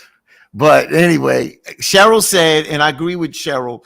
That's why I used the comment, Cheryl, about if you can get past that point. Someone told me that they tried it and they couldn't get it in because of the pain. Don't do it, girl. So I mean, if somebody gonna bust you wide open in the back, fatigue. Oh, you said after hours. Okay. But you know what? Since we after hours, oh my God. You said it. They asked a question too. We can go there, girl. But you know, you can't enter back there the same way you enter the front. No. So and the pleasure is not on the thrust, but the pull. They tell you. Exactly. That's right. And it's got to be extremely lubricated.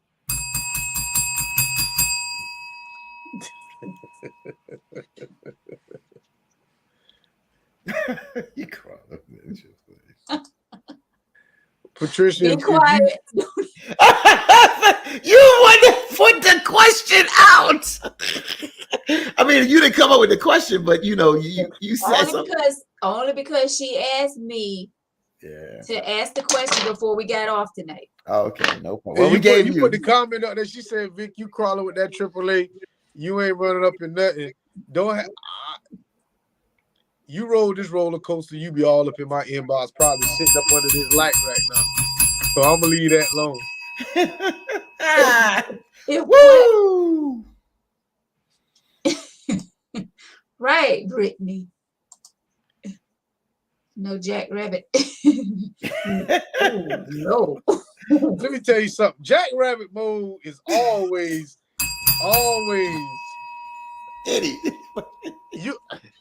I'll be looking for a reason to go in Jackrabbit mode, bro. We know.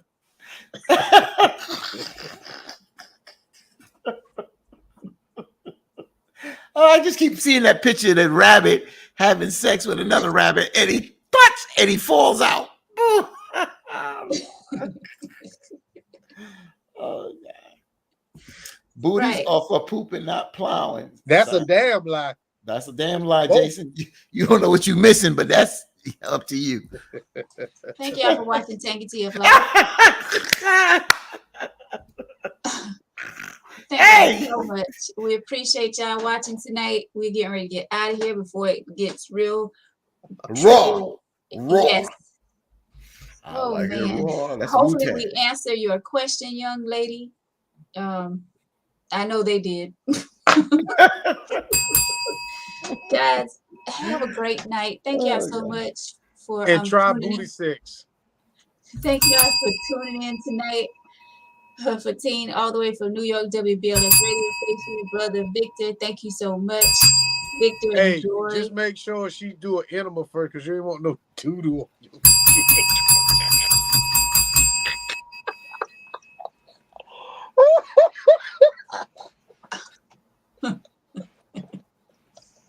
I can't. Victor said something that's funny, but it's a woman has to prepare. You got to prepare for that. You gotta prepare, just like you prepare for vaginal sex. Okay, thank you, Fatine. Thank you. Good night, guys. Enjoy your Easter weekend. Be blessed. Be safe. Victor, have a nice birthday celebration. Guys, if you would like to be a guest on the show, please inbox us. If you want to be a guest, you have an email, letter, topic suggestions, go to tangyteaoflife@gmail.com, or like I said, right here on Facebook in our inbox. Or you can message me right there in Messenger, like this young lady just did. Thank y'all so much. We appreciate y'all each and every week for watching the tea. God willing, we will be back Tuesday with some more hot tea, not cold tea, iced tea, hot tea. Thank y'all so much. You ain't giving your opinion, Veronica. I have none. Have a great night. Buenas noches. Good night, everyone. Tangy Tea of Life is being brought to you by Hip Hop Fitness with Veronica. Wednesday nights, 7 p.m. Saturday mornings, 9 a.m. B.A. Gary Gym. Hopefully, I will see you there Saturday morning. Have a great night, guys. Buenas noches.